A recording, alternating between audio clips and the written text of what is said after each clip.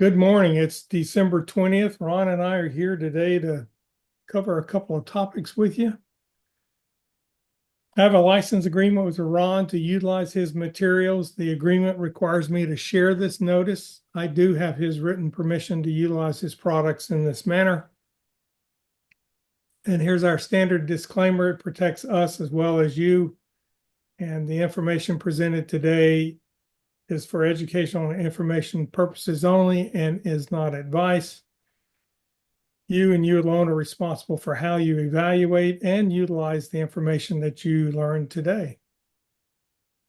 And so the agenda is to talk about the current vision status. And then we've got the review of Pi Visions, preview of that. And I should have a third thing here, which says we're going to look at charts. We're going to look at how the forecast has been and what the year's been and what our thoughts are about coming up. Current version is still K. That was updated on August 3rd. It fixed some things in the chart and options and trade planner. If you have any problems, please get in touch with us. Let us know so that we can help you with that. Make sure you're using version K in that process. If you need help getting upgraded, we can do that. And we've continued work on the online version of Pi Visions. You're going to get a pretty good preview of that today. It's not 100% there, but it's getting close enough that we wanted to share all the panels and things with you, kind of walk you through it. And then we'll take a look here at the market forecast. Ron? Okay, let's take a look. We're in month 12, I guess. This will be the last one for this year. Interest rates flat. This is what our forecast was in January 7th, I believe. Yeah, so 1,725. Unemployment rate we said would go up. Price of oil down. GDP growth flat. US dollar stronger. It's the first year of the presidential term. Consumer sentiment flat, and our Cedric chart view from C to A to B. So what if everybody looks at this and said, okay, interest rates flat, pretty much flat, a little bit, the Fed did, a little bit. They might do more next year if Trump gets his right to replaces Powell and gets a new Fed chairman in there. Interest rates might be going down a lot. So that's something we got to look at for next year. Unemployment up a little bit, maybe more flat than up. Price of oil is down. We picked that right. Growth rate flat. I mean, 2% or 2.5% is kind of a flat normal growth rate. US dollar stronger. We're right there. Consumer sentiment flat, maybe down in some cases. And then our Cedric chart is CAB. So let's take a look at, remember this forecast said about a 21% increase. We had a big drop at the beginning of the year. This is the forecast chart now. So you can see, that's a big uptrend. Did that happen? Yeah, we think it did. Let's go to the side here. Now look at our actual. Here's our actual. The blue is the forecast. The black is the actual. So I think we did a pretty good job of trying to indicate what would happen based on those economic factors for 2025. Now you can play around with them and say, well, how do we get the forecast closer to the actual? Well, we do that by adjusting the factors. If you say the dollar was flat, okay, that shows a better higher forecast, but the market probably won't be there. 7,000 looks like kind of a ceiling maybe for this year. So dollar flat is one. Oil flat, you see, look at where right on. I mean, the market would follows the forecast except for that big April decline when tariffs were announced. That was a big drop caused by the big announcement of all the tariffs across the globe, and the market just really didn't like that. But it recovered all of that noise, I'll call it, and if we say oil is flat, this is where we end up, right around that, close to that 7,000 number. That's an 18% gain, which is, 21 or 18 is pretty close. So, so oil is flat, kind of flat, going down a little bit. I don't know if there's, more room for oil to go down. We'll see. It's a matter of, I think, more production. And then if you add the dollar flat, you see it adjusted a little bit. And Ron, we've looked at this over the past couple of months of combining the two. And, I think if we were to do this presentation a few months ago, we would have said, oil flat, dollar flat. It's not a reasonable kind of a selection. Right. Yeah, it's quite a bit off. But it's only in here not because we think that that's a valid thing. It's just that historically we've looked at that, and so we just wanted to show how here in the last month, from November into December, it really deviated a lot. So these obviously are different settings. Yeah. See, an oil dropped below $55 a barrel this week. Yeah, I think it's, take a look here.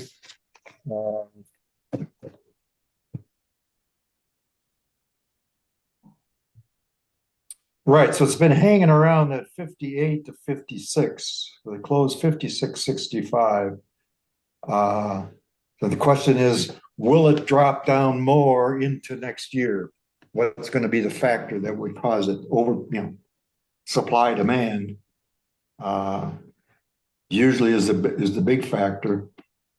And then if there are a lot of times in the past, it's been, what's been going on in the Middle East, okay, war or whatever is, but I think there's more production outside of the Middle East now that kind of dampens that. So if the US produces more, price of oil should continue to move down somewhat, at least in my mind. Ron, while you got your chart out there, I was thinking that we looked at this back a few months ago, that from January into maybe June or July, wasn't the price of oil about the same between those two data points? So really I'm thinking, and that what I'm asking is has it dropped more in the last couple of months, not so much over the entire year? If you just watch the price at the gas pumps, we're down almost 60 cents a gallon from where we were 2 months ago.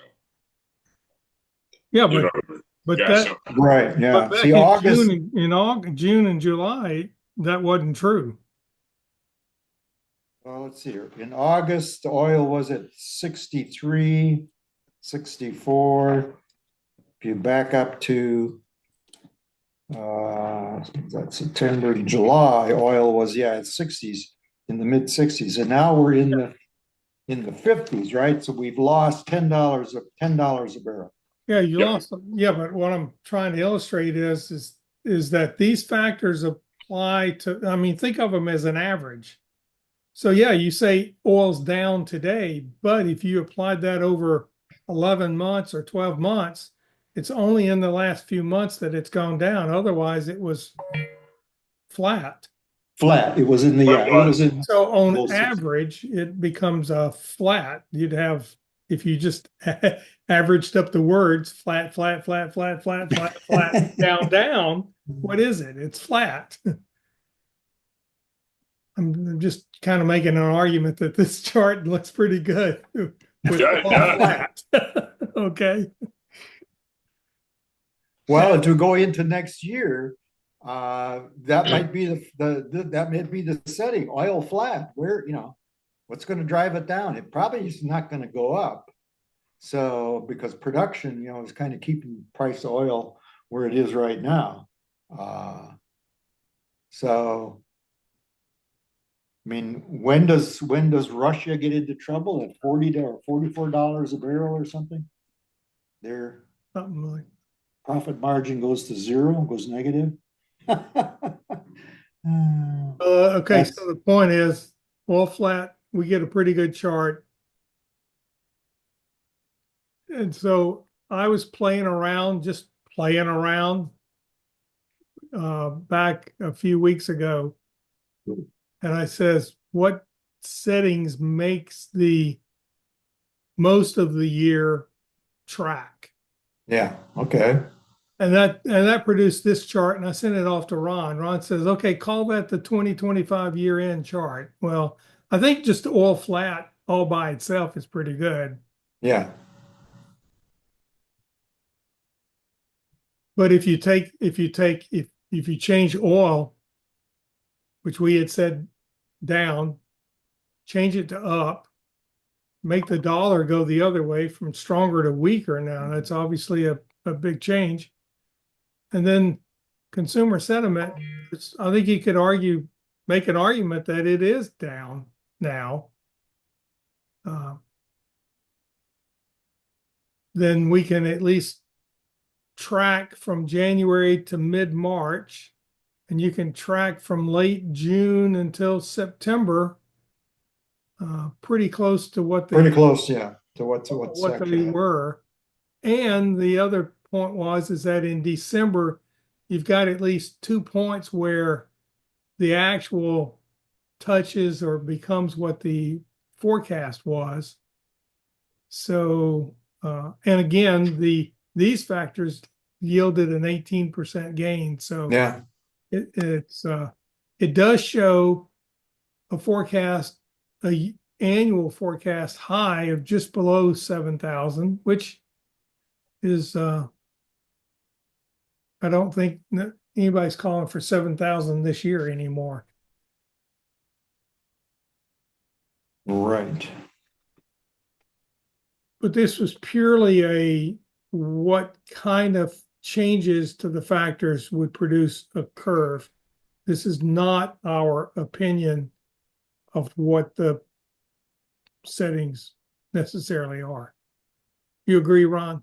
Yeah, right. So we're just, trying to get the forecast match the actual by those adjustments. So, and the key is, as we started out at the beginning of the year, we were pretty accurate, 21%, while 18, if it's 18 or even if it's 16, the trend was up. So we forecasted a significant uptrend for 2025 based on those original factors. So the question was, we go forward now, what are we in for 2026? We know interest rates will probably go down. I mean, that's, there's a push to get interest rates down. That's positive for the markets, positive for, the gain. So that's a positive effect. Unemployment, what's the factor there? It's probably, is it going up? Maybe it's flat. I mean, it hasn't changed too much. And price of oil, it's at $56. Will it go down some more? Or is it flat? It goes up and down for the year. Goes up to 60, down to 55. I mean, that's a kind of a flat situation. We don't see a big spike in the price of oil. So once we put those factors together and get the trend for 2026, next meeting, we will, or even before, I think we'll be able to publish the forecast for 2026. My guess is it's going to be another up year, based on what's happening right now. So the two factors, interest rates down and oil flat, okay, is very positive. Especially interest rates. That's a big factor. So we'll see when we put that in there, what the, so everybody, I don't know what everybody's feeling is here. What do you people think of the market next year? We're going to be a positive, big positive like this year in 2024. Does this continue, or is we hit the ceiling at 7,000? This is Gregory. The one thing I'm sort of concerned about is when interest rates go down, you can finance a house at a higher value than you would. When the interest rates go up, the housing starts get more critical. Right. So one of my questions is going to be is how much can you drop interest rates without effectively crashing the homeowners markets, but making it top out even more?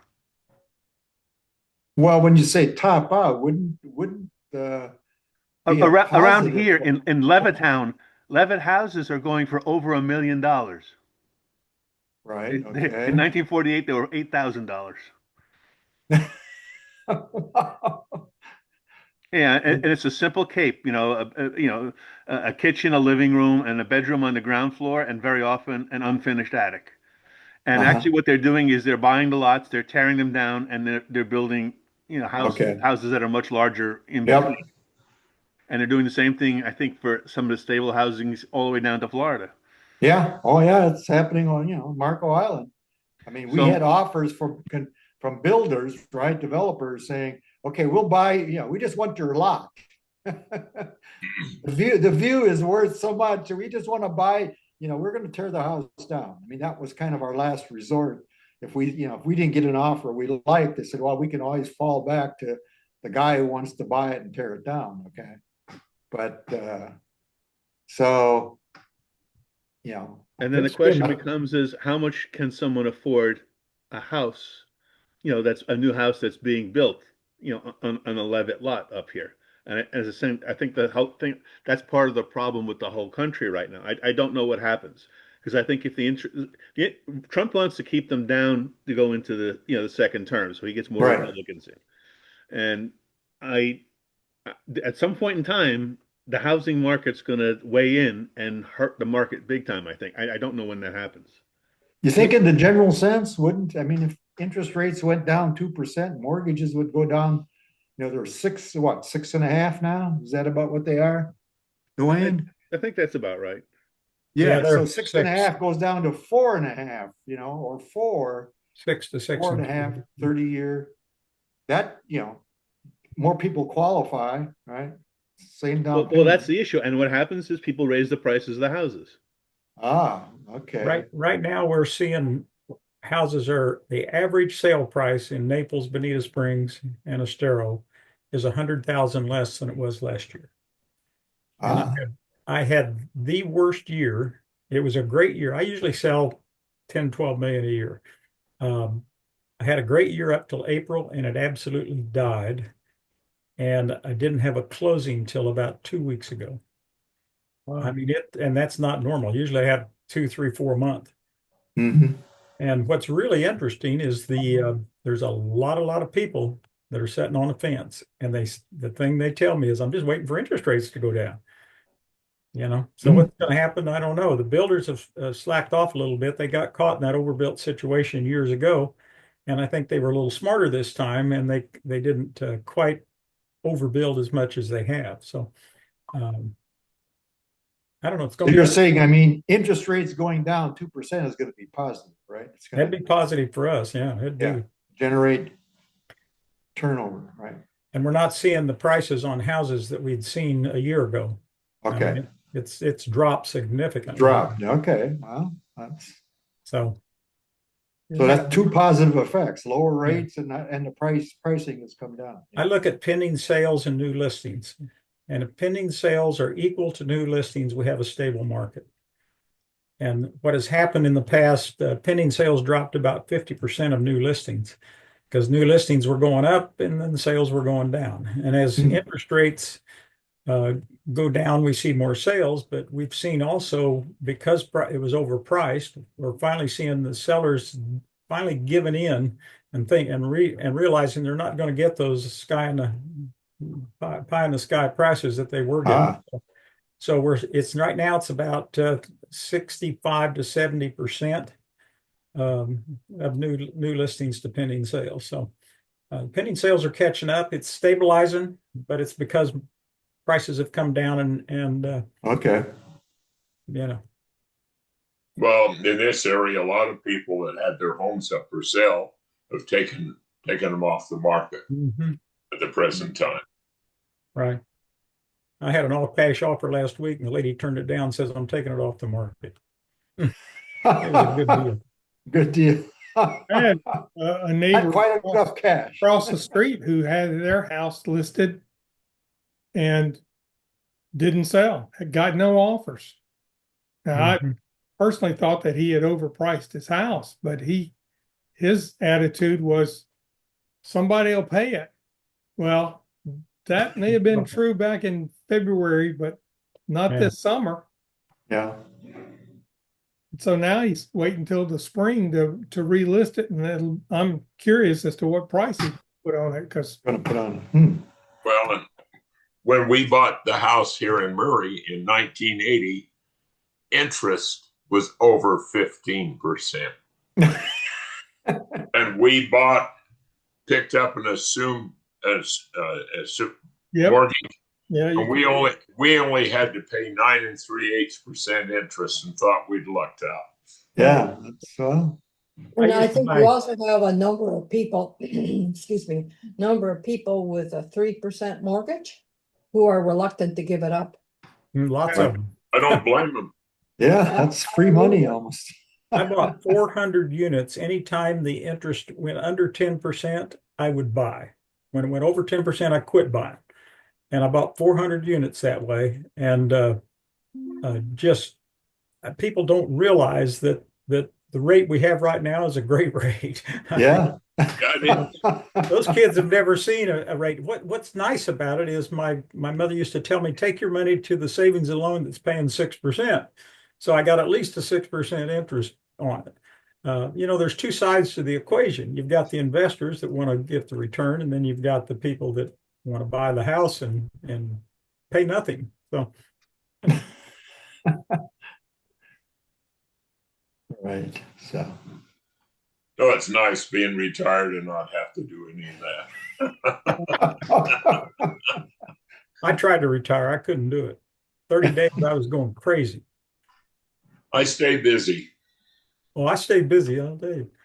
But That's the secret. December the 3rd of this year marked the 20th anniversary of selling the business. yeah, there you go. This is And my I'm still waiting to miss it. This is my 53rd year in business. So, and well, let's I'm making more money with Tommy and Ron's program than I am in real estate. all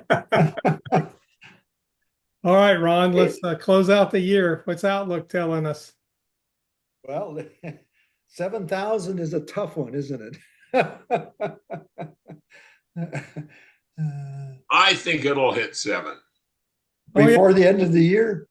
Yeah. No, Okay, before the end. that's good to hear. No, everything I read, from other sources and that, I really do think it'll hit 7 before the end of the year. Okay. Well, Well, good. Everybody can write down their number and we'll see where we are. well, so it does look like Outlook is now showing an increase here in the last 2 weeks. So that might be the argument that there is going to be a Santa Claus rally, which we weren't seeing previously. And I think I saw something this past week where Goldman Sachs or some other large investment banker was saying that they thought there'd be a Santa Claus rally. We certainly know that Bob Anderson's going to fuel it. So Right. He's gonna and Ron's going to buy a house before the end of the year, and that's going to help it too, I guess, right? right. But anyway, steady increase through January Yeah, I mean, for a peak. So yeah, could cross 7,000, but probably not till January.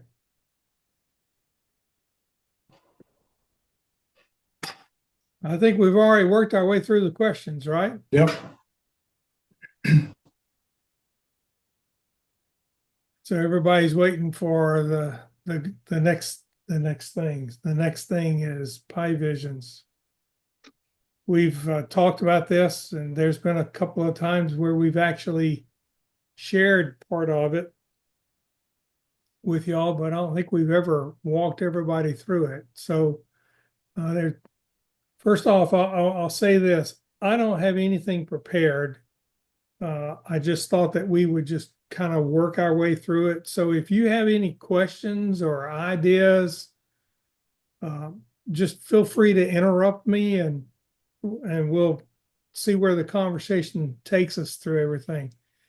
Pi Visions is available right now for our Vision users. So if you have a Visions license and you're interested in exploring some of the features or using this new tool this way, it's a great way, because if you've got a home computer and a work computer, you're trying to synchronize files between the two so your settings are always the same. You don't have that worry. With Pi Visions, it's everybody's got the same settings and they're kept up to date for you automatically. So I have a login, username, and a password. And once that gets you in, then you come up to what's called a dashboard.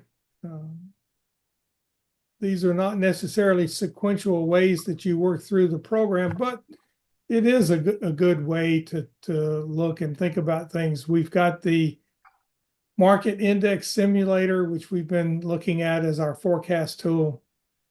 I built a separate module for Outlook by Monty. Monty is the name that we've given our AI generator. Outlook here uses a different algorithm than what Visions uses. We can talk about that when we get to the Outlook. Then we've got the very traditional modules, which is the chart search engine, the option search engine, the fundamental search engine, and then we've got the trade planner. All of these buttons are gateways into the different tools. There we go. So it does take a little bit of time sometimes to load up. So here's your market index forecast. We started off with just having the S&P 500, but then someone asked for us to show in the next meeting what we thought, can you do it for the Dow? Yes, we've done it for the Dow, and we do it for the NASDAQ. All of these use the same economic factors that's charted there. Then you've got some metrics for it here in the green box. And then just to kind of get what the comparison is of the different markets, how do they compare with each other? We put together this chart so we could maybe understand why you see tech lagging at times, then catching up and things like that. So not that this becomes a forecasting tool, but it gives you a comparison of the three different markets. You have the ability to save settings. And so then to see these settings, like I've got a weaker dollar here, I just load that setting, and that tells me that it's been loaded successfully. And you can see here that the dollar has changed to being weaker, and it changes that forecast that's out there. So again, this is for 2025. We'll have a new one come January for where it'll say 2026. So I've got some code work that I'm going to have to do, because the chart starts here at the closing price, and then we'll need to get the closing price, which Bob Anderson tells us is definitely going to be over 7,000. I ain't going to let you live that down, Bob. Thank you very much. You own it, man. Boy, I've been on a lot of people's shit list. Now here it goes again. Okay. But as Ron was saying, you have the ability to play with these things. Interest rates down, yeah. Down, oil, we said is down. Let's say that growth goes down, dollars weaker. That's 2. Presidential year is 2. Well, you're saying, well, yes, it'll give us our look, but it won't be the right numbers because it won't start back here. It'll be, but once you choose whatever you want, then you generate the forecast and then it plots that out. So that's how the process works through there. And then to get back to the beginning, you hit the reset to default and that returns all those numbers back to what the default settings were, which Ron and I made, decided back last January. Back to dashboard. Outlook.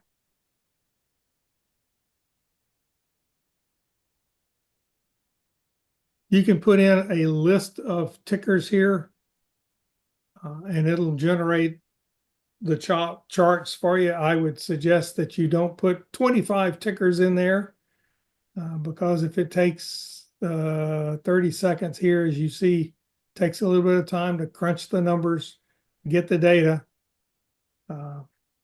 It's going to take that many, compounded through that. So here's a chart on Tesla.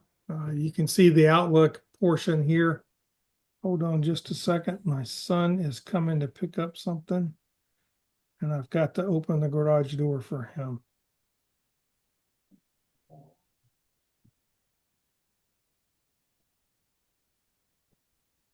There we go. Interconnected house. It's great. I can open the garage door from here. So got the traditional buys and sells that Visions does. If you put in the VTAM settings, and those are on the main chart, you'll get these same settings, the same results here. But Outlook takes our algorithm, forecast what price, or it provides an outlook as to what the price would be specific for this stock. A new tool that we've created is called option evaluation. You have the ability here, program reads what are the expirations in the next 50 days. You could say, okay, what's the price of Tesla going to be here on the 9th? So on the 9th, you select that, the outlook price changes, and it tells you what that price is. So now what we're trying to do is build you a tool where you're holding on to an equity, and I now need to sell a call into the future. Well, there is a target price. Outlook price is 516.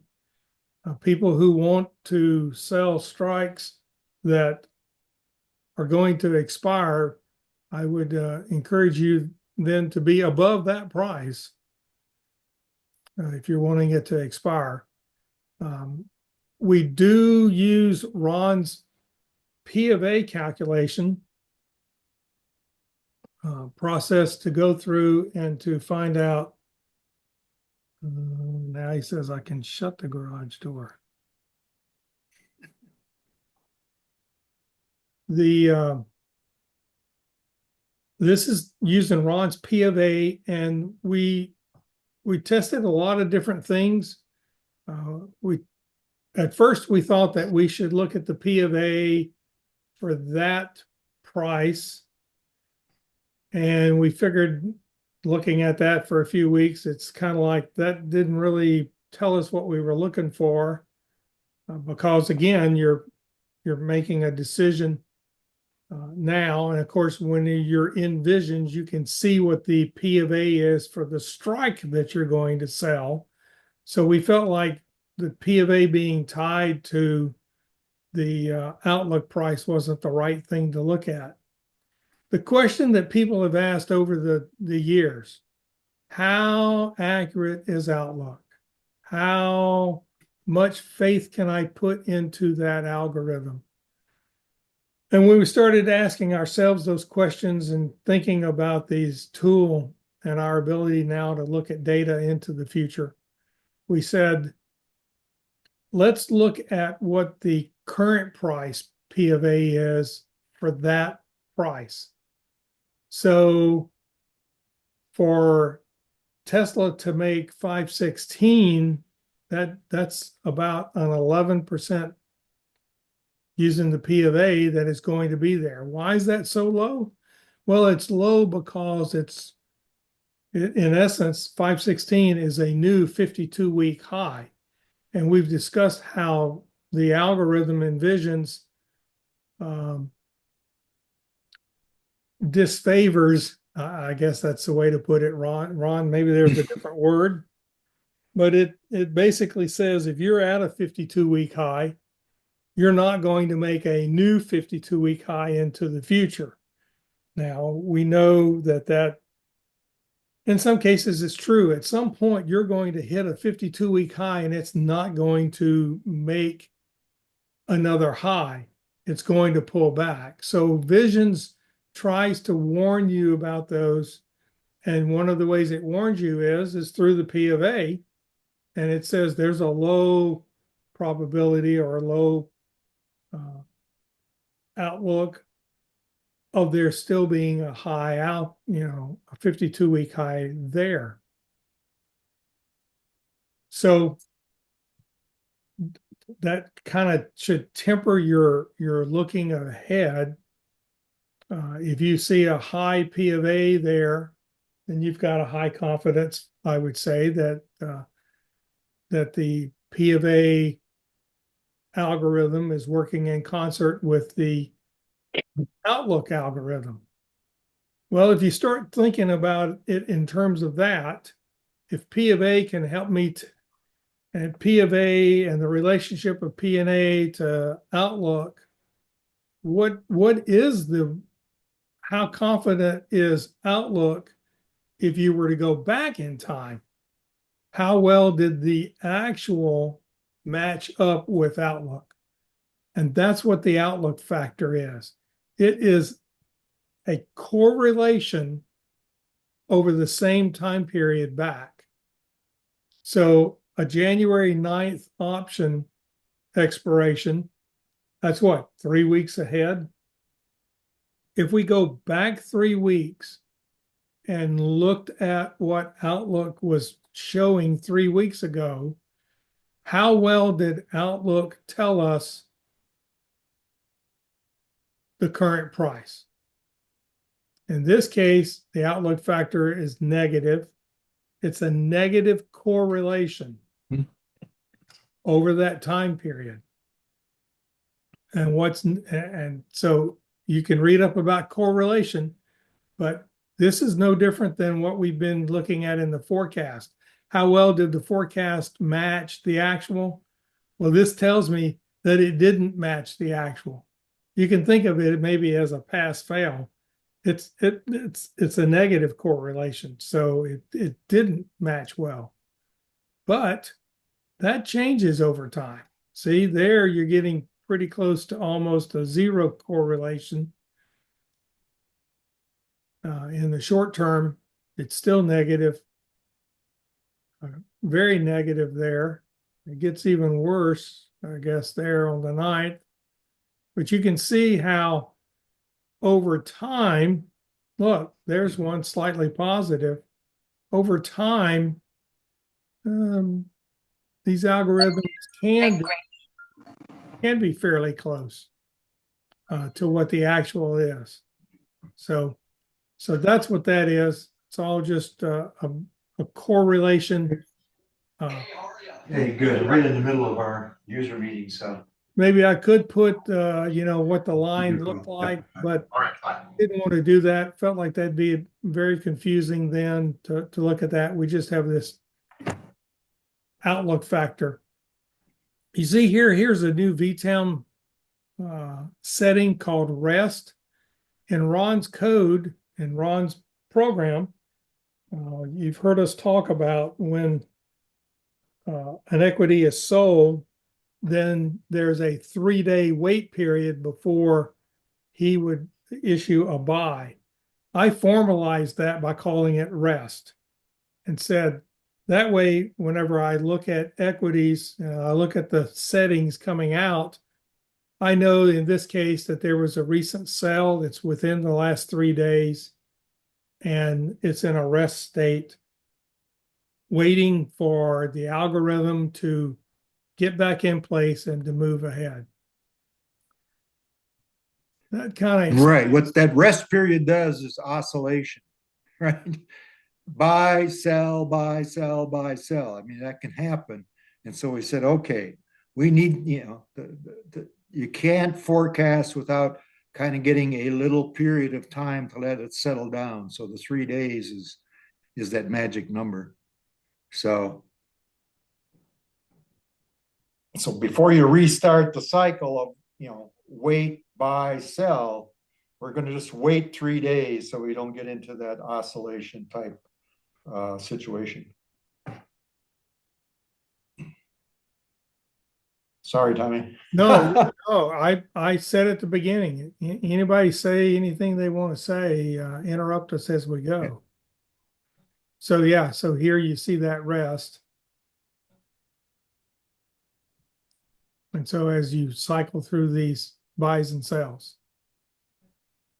So this is the chart on Tesla again. Here you get the typical information that you could get at the bottom of the visions charts. Current price, what the buy limit is, the gold score, now what the state is, you understand what a rest is. If you're into numbers, here's the range low, the range high, and then the points on the V. Point A is at 391.09. Point B is up there at 465, and point C is at 415. This is being A, B, and C. Those are numbers. If people want to have those numbers, there they are. And then the output from the black box is shown here as strategy parameters, as opposed to just out and out calling it VTAM.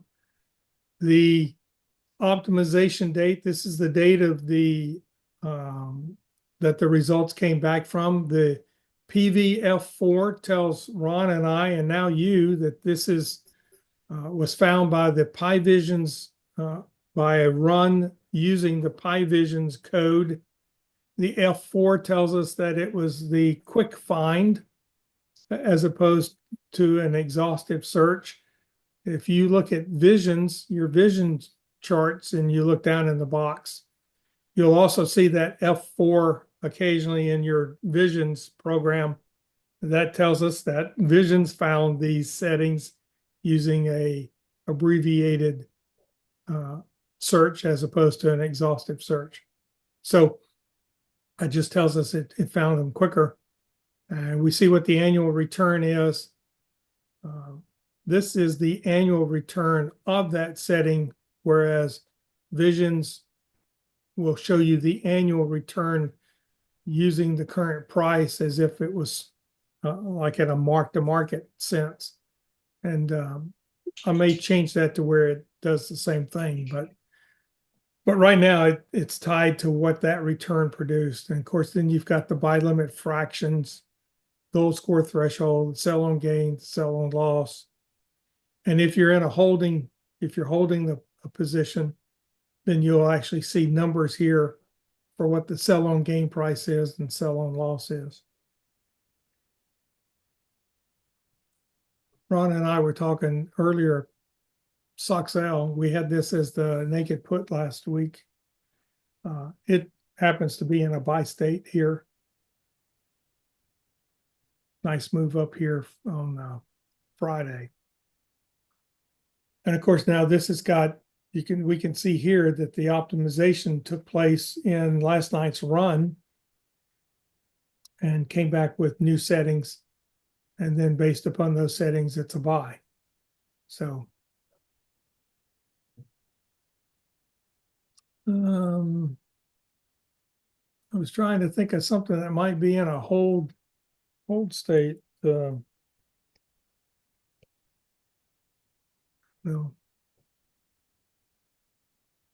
Here and see, that's not. No, to wait. What's another ticker that? What was the hold by list look like from the run last night? I'm trying to think.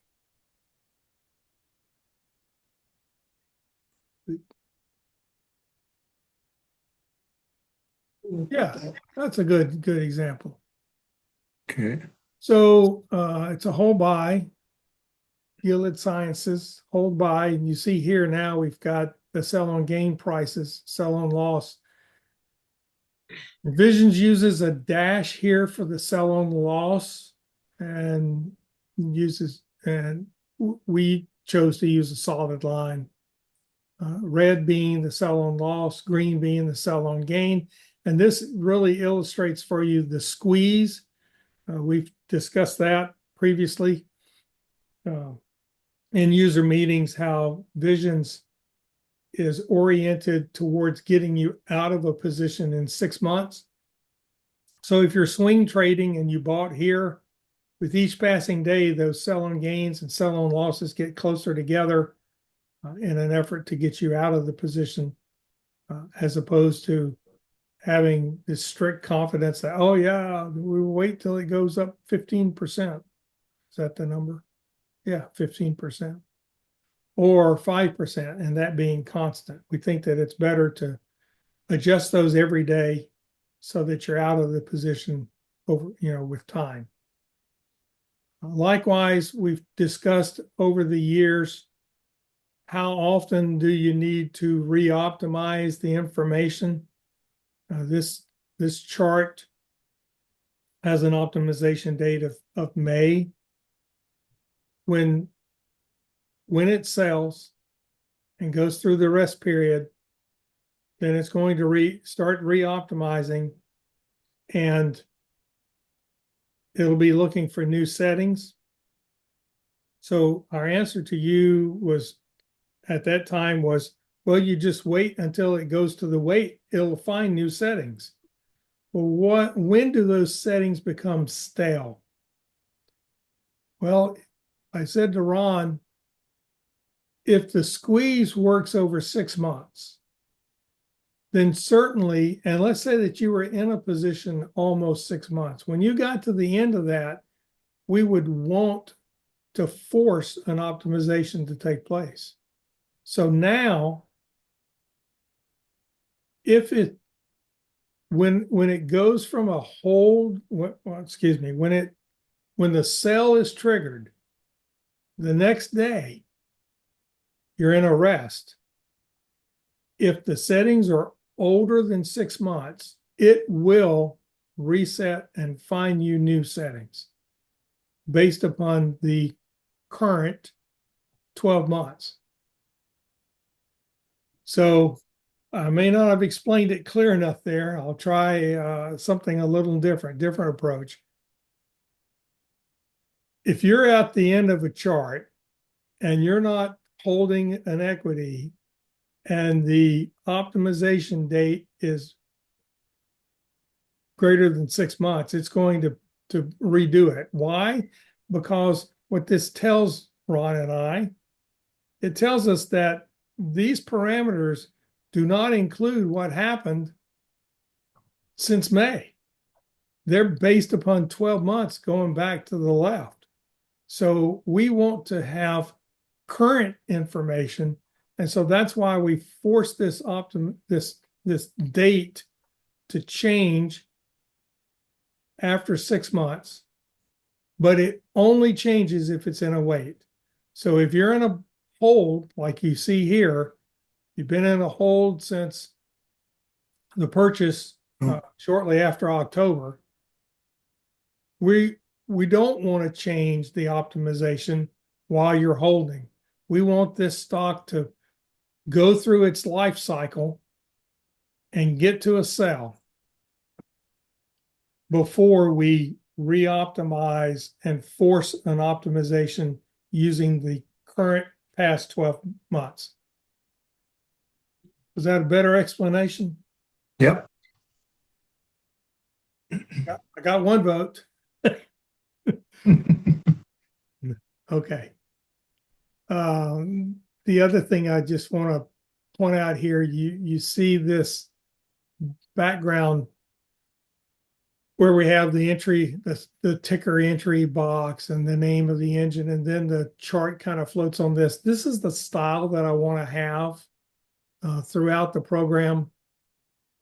You see here, we had the same thing. I think we have the same thing here on Outlook,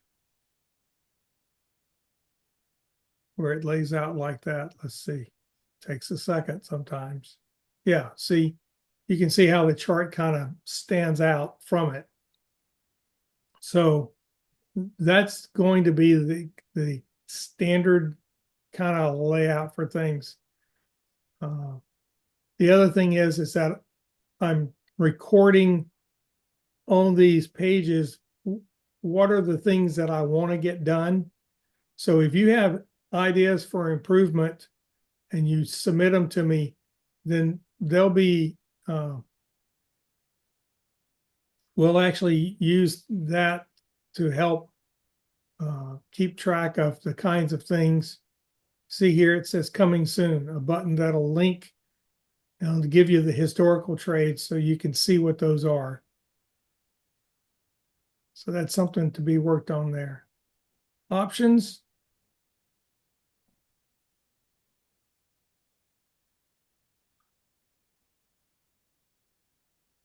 You can press the generate button, or you can press the return or the enter key or the return button, and it'll load these. I've got to, as you can see, this is just the old page of options. I need to update that to where it kind of follows what you've seen on the others. I do have that in progress, but I've got a little bug in the code, so I chose not to show you one with a bug. But I do have this already figured out and on that page. So with the options, you've got some metadata here. Tells you what the state is. Again, the buy limit, buy rank, and the gold score. Those are all key things for you to have. You've got the expiration date for this chain, and it defaults here to 5 strikes. You can pull up 10, plus or minus 10, 15, or you can pull all of them. And it'll tell you then what the days to expiration are.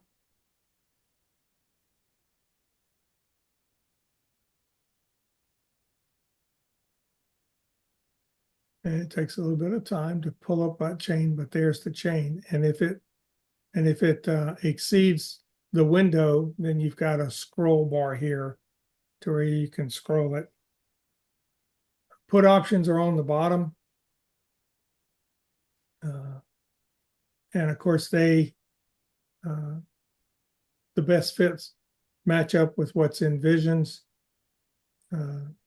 These are based upon the bid price. Just to be clear, based on the bid.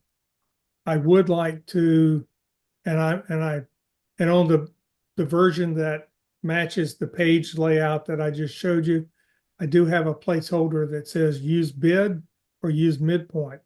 So one of the things I do plan to do is to enable you to have the ability to say, show me what the best fit is using the midpoint, because that's what we talk a lot about when we get to Trade Planner. Okay.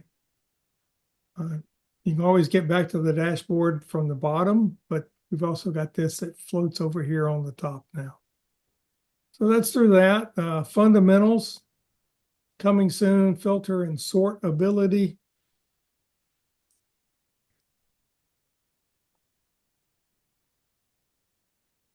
Ron always likes IBM. I always like Apple. Generate the fundamentals. So the first thing you get told, and of course, you can see this is now in the format, the presentation format that I want all the pages to have. So fundamentals, it goes out and gets them fairly quick, just about as quick as Visions does. And we can see all the columns, pretty much all the columns that Visions shows. I think Visions includes the 50-day moving average there. The best fit calculation is the same as in Visions. And for ETFs, the beta and PE are going to be NAs, as well as all the metrics out there, the fundamentals, the market cap, bear cash, all that. So I think it'd be like Visions. You can sort this and you can filter it in Visions. So I think that it's important to have those tools built into this. But in terms of just getting this, there it is. I was talking with a user the other day. There's some talk about being able to export this data and to Excel or some spreadsheet through a CSV file. So we'll probably add an export feature to it. And lastly, Trade Planner. This is the one that's been an interesting one. I spent 2 days trying to get it into that windowed format like what you saw earlier. And I was pretty close to getting that, but and it was working on an iPad perfectly, but on the screen, on a computer screen, it was all gibbity gosh. And I finally said, you know what, we'll just go back to a single page like this. So I'm still working on this one, but there it comes up. So you enter the stock symbol here, you press your return key, or you hit the yellow button to initialize the ticker. That initializes the ticker. And then what you have here is the information, number of shares. I mean, all this stuff is figured out. The default's covered call. The default is the very next expiration. That changes at 4 o'clock on Friday, built into the code. So unlike Visions, when you Friday night, if you were to look at Trade Planner and look at an equity, it would still show you that Friday's expiry. Vision shows you next week. It's going to provide you the first strike at the money or in the money by default. The 480 strike is within the percent range that we've set to be able to call it at the money. Here's your premium. Premium is based upon, here's the premium mode based upon the midpoint. You change that to bid ask, and you see it changes to 1040.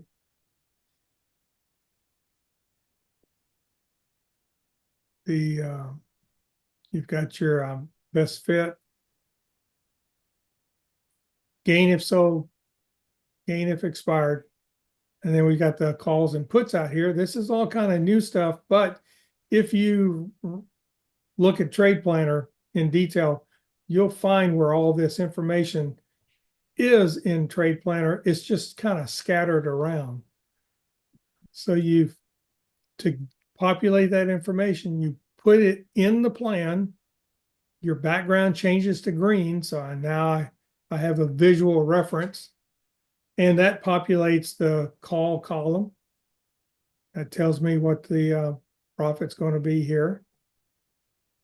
This trade, slightly in the money, classified as at the money, would provide that. So 1.94, the premium that you receive, that's just how much you would get if it, up front, when you sell that call, how much cash do you get? Unknown caller. There it is. It's 1,050. You can add a row. You can add a bunch of rows. You can add the tickers you want. You can either press the return button, but here is a good example of, I've got a ticker, I need it initialized. You click there. You'll notice it grays out. It also says updating. It'll say that until it's got everything. When a equity is in the plan, you see there's a slight shift of the column. But there it is. That's in the plan. And now the summary table updates automatically. No need to press a calculate button like you do in Trade Planner. All the time you're hitting that calculate button. In this case, you change something. See, there's the update. Initialized, it went out, it got those. Here's my option chain. Let's go out of the money on this one. And it doesn't give you a notice that it's updating, but it has updated, and you can see that and tell that it's going to your best fit's moved. Okay. Sox L. I'll just press the return button, puts that in there. Okay, so here it is. Let's say I want to change that to a cash secured put or naked put. You think of naked puts, cash secured, it kind of being the same thing except in the case of cash secured. And I like looking at those and modeling that, because now you're looking at how much money I got to put up. It's got the same risk reward profile as a covered call. And that way I can look at the percentages and think of it in that way. So I could pick up 3% on my money, but that's going to, that's an at the money. So obviously you want to be in the money on this. So let's choose 30. Excuse me, you want to be out of the money, right? So we'll choose 38. So here it is at 38. We can see it's a buy. We saw the chart earlier. Premium, best fit is good. And put factor looks good. And the gain, if it expires, 1.18 looks pretty good. Pick up $45. We can see here we only need $3,800, so we need to up that. There you go. Now you had 11,000. We try to target 10,000 as our position, so you pick up $135. Just as simple as that. No pressing of calculate buttons or anything like that. Okay. And now we see we don't need that extra row. We'll just delete it. Okay. Okay. And then you can save it. Okay. Save the plan. Okay. It gives you a date timestamp if you want to do that, but it's already set up if you want to just do webinar and save it. Okay. Tells me it's saved. Good. So now up here, the last plan I saved was webinar. It'll always be at the top. It'll be populated there. So here's the trade alert. Really don't, well, I mean, let's see what happens. I think, yep, there we go. 15. So it loads the plan. It tells me that they're all there, but that it, I gotta go back to the code. Previously, I had the code telling me the date time that it was saved. So it's obviously not, that's not it, but that should be the date time that it was saved. So I gotta fix that. But the data is stale, so you need to update it. Now, if I press update price, it's going to give me all kinds of errors because the option chain no longer has 1219 in it. Okay. But here's something I saved right at the end of the trade day. And then to update that, you press the update price. And in that case, it should go through and pull those up. I'll probably get a bad response on Apple. I got a little hiccup in the code that I discovered late last night. But it takes a while. There we go. Okay. It did update. Okay. So it's got those. So now we see there are 27 days to expiration. It's out in time. It's updated everything for us. And of course, then that's the correct. So that's how the update button works. And then the last one I want to show is, let's say we have a list of tickers.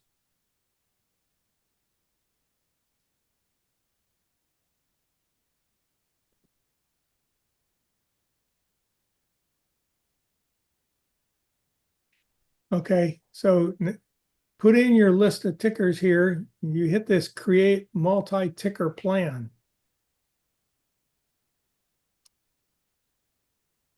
When you do that, you see what's happening. You've got the update here telling you that it's in the update process. It quits early. I don't quite know why, but it stops early. But it fills out a trade plan for you with the defaults, which is covered call, the very next expiration, and either at the money or in the money strikes. And so there it is. It's populated. It's ready for you to make your selections. Let's say we want to go in the money on that. You choose that, it updates all that stuff for you.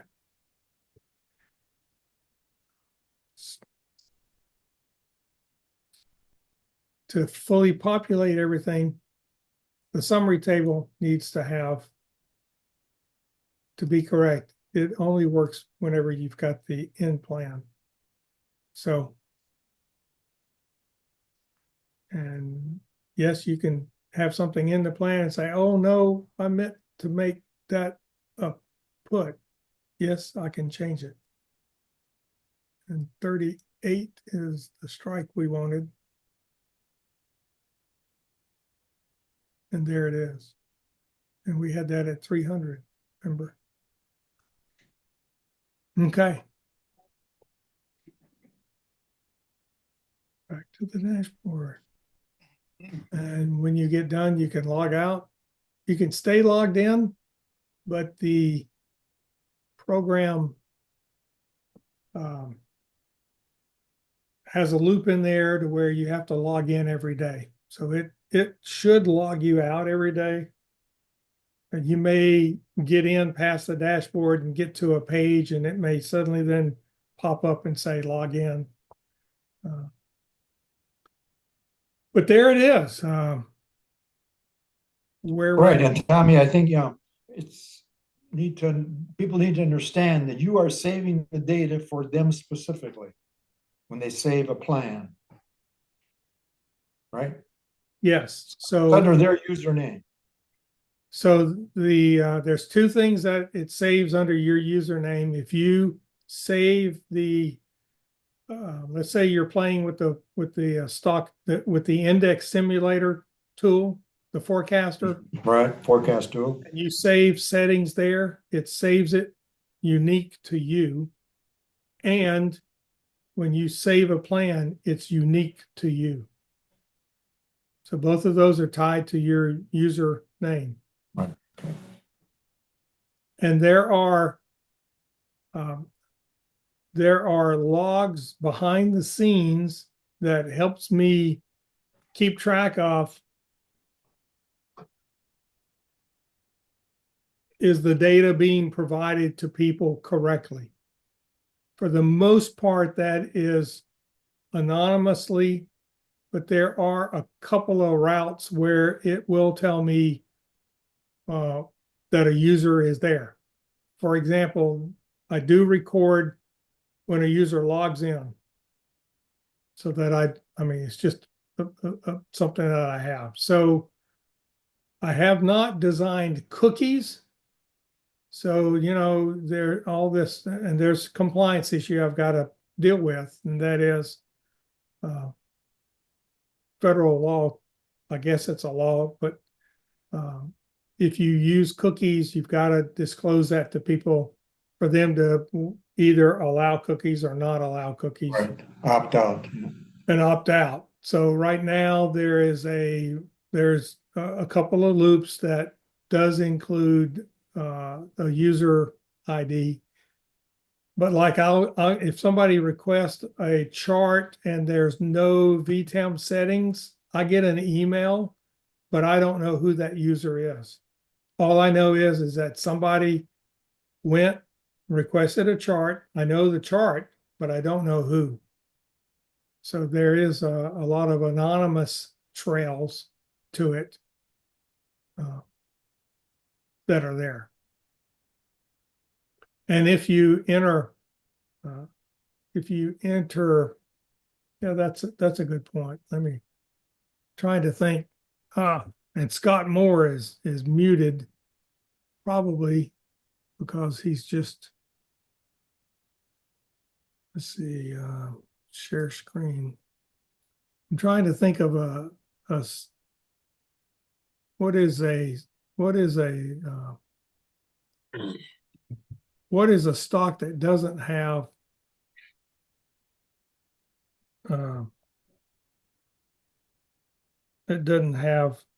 Options. say, yeah, well, it doesn't have any settings. Let me see.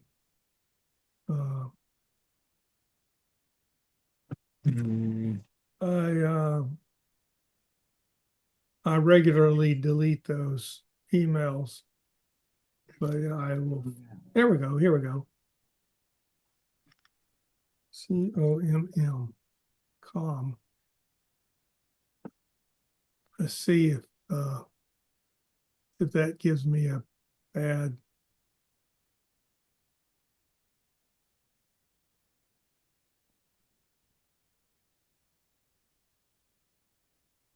Nope. Okay, I've got settings. One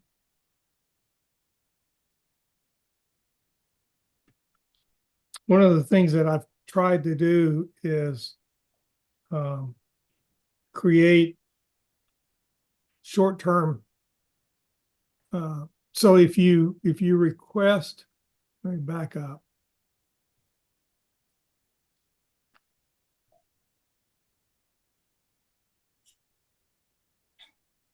So if you have a equity that does not have Settings here. settings, then what happens is that it tells me, I get an email, a user attempted to access trading parameters. There was no configuration found. But what it does is that then it writes a configuration, and it uses PV-D. So that tells me that this configuration's been by PyVisions, and it's D, it's the default. So this is the default setting, Mhm. Ron. Yep, You recognize these. yep, sure do. Score 91, range 52 weeks, sell on gain of 8, sell on Yeah. loss. 0.25, yeah. Yeah. 91. And a fraction of 0.25. And what it says annual return 0. It's just that it doesn't calculate the annual return yet. But you can see there's no buys and sells on this. So it would be 0. But these are default. So if you encounter a PV-D, then you're dealing with the default settings. Right, so the user cannot push a button here to run it, right? No, that's correct. I should Right. say there is no button for you to run it. Because we run it for you. Right, till you get that email and you run it, you know. So this stock has not been in the list to do anything with. On the charts. No chart has been previously optimized for buy sell. So once you do that, then it's in the normal plan of things of down the road, it will go through that cycle, right? Buy, sell, wait, rest, and then wait, buy, sell again. So Right. it'll Okay. automatically rerun the black box as necessary to maintain the settings. So I think the key is to realize it. We had to start someplace, so we started with the Vision's default settings on a chart, which are, pretty high standard. 91 on the gold score is don't reach that very often, so would not have a lot of buys.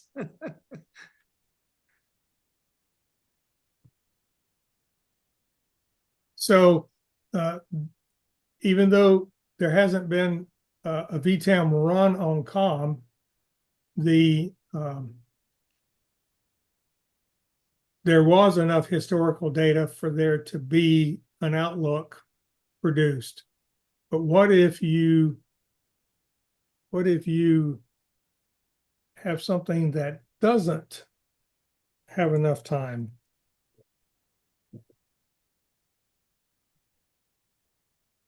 BTS.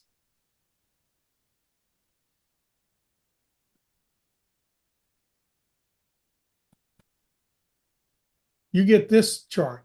You get a red border, and you get boy, that's kind of hard. Yeah, you get a yellow box with none.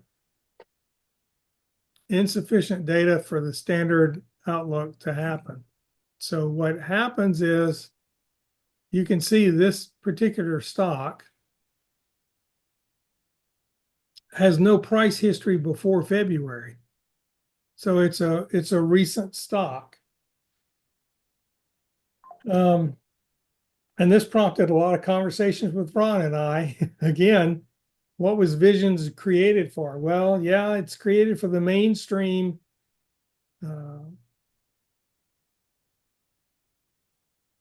kinds of stocks and tickers and things that And companies that have been around. have been around. Okay. Like Remember, my book says, if you don't have any, I'll call it revenue history, be careful. It's a .com bubble. well, yeah. So Ron kept you out of the .coms. Why? Well, one of the reasons is because they were new companies and they didn't have enough historical data for the algorithms to work and for you to know things. So, but there's people out there who like to invest in initial issues and emerging companies and spinoffs and things. And so this is how we accommodated an outlook. We say, okay, we'll plot what data we get, and there it is. And then we'll just do a linear regression. I mean, any It's too damn much work. well, Red line's going down. I've been I'm doing going this down. too long.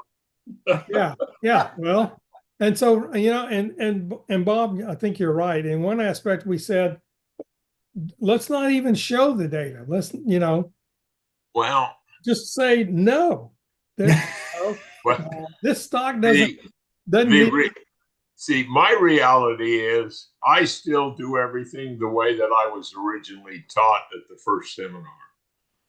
It's a hobby for me. I make $500 to $1,000 a week playing around with it, and that's probably where it's going to stay till as long as I do it.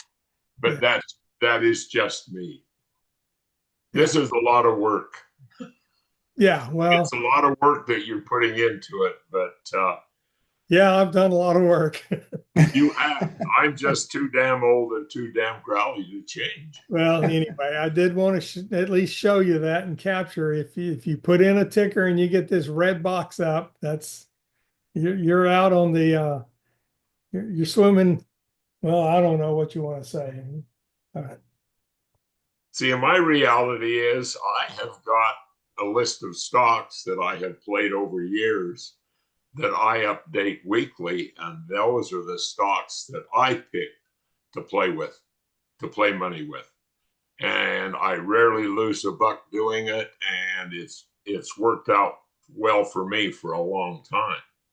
And I can see why you're doing this, especially if you're getting someone new into the program. There's a logical reason, and it would save them a lot of time.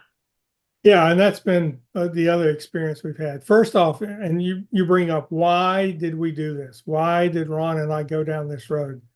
Number one, first and foremost, we wanted all the users to have the same experience, the same settings, the same update. Over the years, we've had, I'm not going to say we pulled our hair out because I think some of y'all may be in this meeting. Boy, Okay? did we ever. Okay? What do you mean you're on version B? We're at K now, you know. So we eliminate the version control issue.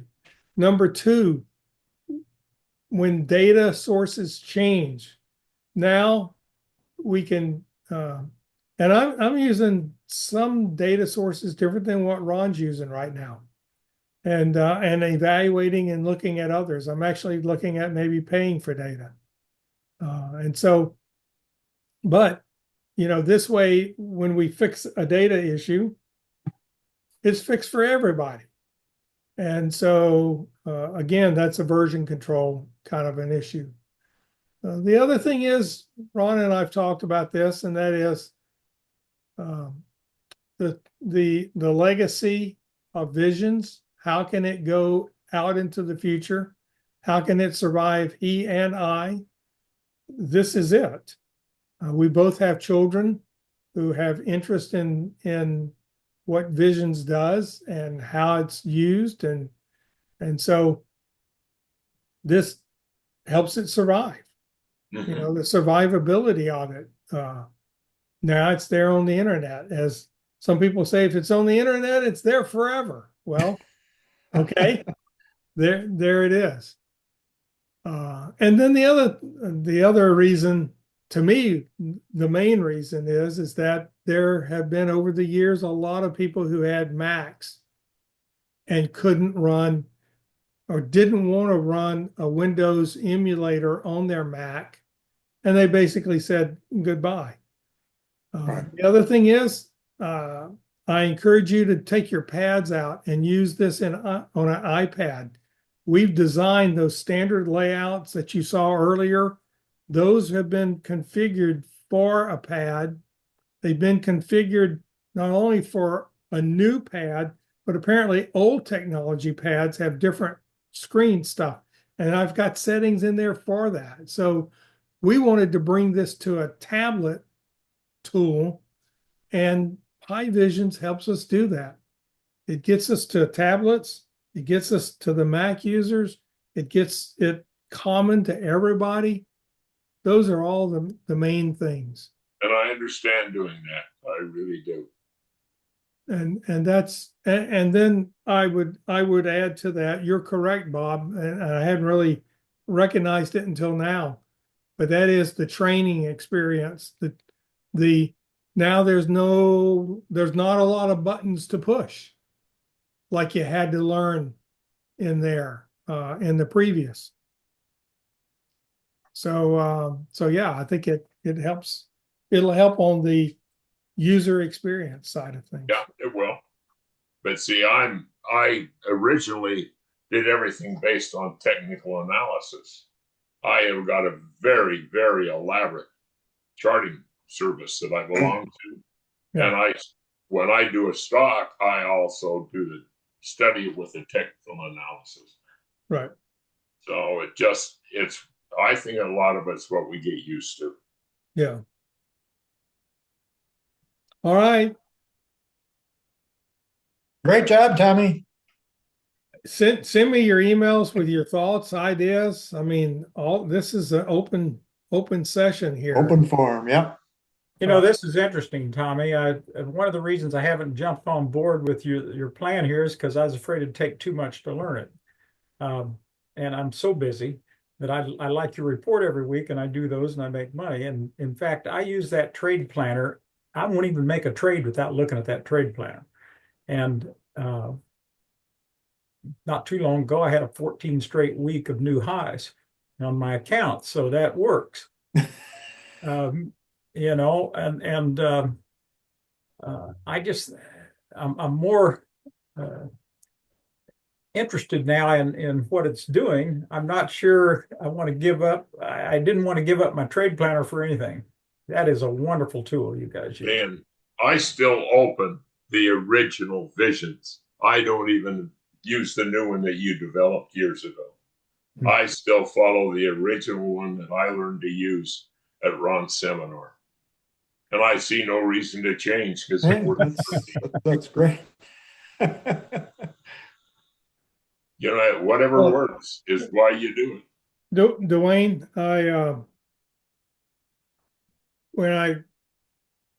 when Ron and I started talking about 5 years ago, 5, maybe 6, about this. I mean, this has been something we've dreamed about and talked about over the years. I told Ron then, I says, if I could only have one thing out of Visions, it'd be Trade Planner. Because with Trade Planner, I can do everything with it. And I think, and that's, I mean, Trade Planner was the last thing that was built. Rather than jumping in and saying, hey, this is what Trade Planner needs to look like, I went the other way, because you got to have all that stuff for the back end. You got to have the charts working with the signals. You got to have options working with the best fits. You got to have those two things. And so those were the engines that I built first. Once chart was the very first thing. And I had built a chart program back years ago. And so then it was just a matter of updating it. I say updating it, it actually had to change everything. But I had already worked to get the algorithm there. I was actually using data from a brokerage firm that got sold. And then they eventually closed that back end, that API that I was pulling data from. But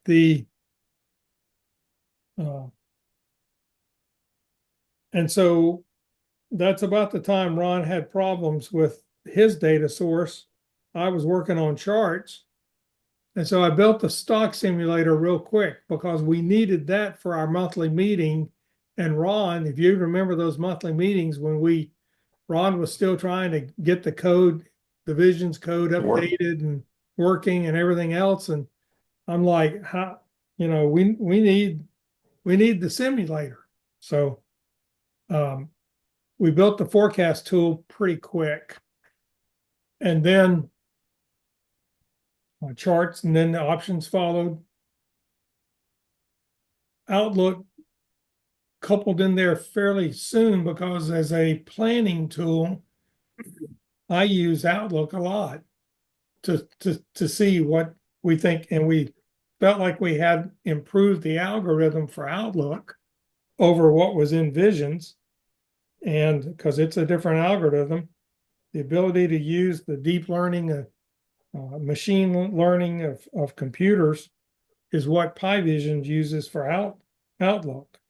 So from there, I wanted that tool. So, you know, and then it's been Trade Planner ever since.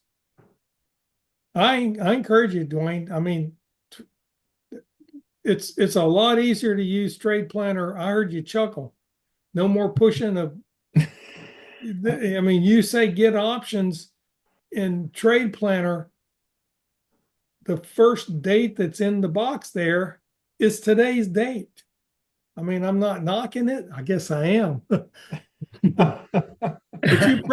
you press the yellow button and it's got the next expiration date already filled in. That's great. It's So- there. And I have experimented a little bit trying to make because I had asked for Ron to put into Trade Planner the expiration and the best fit to get the strike and the best fit together, you know, Yeah. so that I can hit the pull down and I can see the best fits and That's I what can like. select options by that. I'm not giving up on that. That'll be there eventually. Okay, because that's I'm going to get that You're gonna get that, built okay. into it. I use that a lot. I mean, My problem is I came here on the Mayflower, so Yeah, and I can tell you right now, I can tell you how to make that work. All I got to do is I got to write a separate data file with that information, strike price and best fits, and then repopulate, populate that into a pull down for strike prices. Right, Well, it'll actually have to be its own separate pull down, I think, because I was trying to merge it together and then just make it show the strike, but I can't make it just show the strike. It'll probably be strike and best fit then in one Mhm. box, which is fine. I mean, fine, yeah. Yeah. so so yeah, we'll get there. well, number one, good luck finding a new place to live, Ron. Hey, okay, thank you. I hope everybody has a Merry Christmas, and I'll talk to you next year. Here We will go. talk Next Merry year. Christmas, everyone. Merry Christmas to all. Merry Christmas. thank you for all you're doing. You are welcome. We'll see you all next year. Yeah. Yes, you will. Thank you. This was a very good session. Great. Glad y'all enjoyed it. I'll get the recording out soon.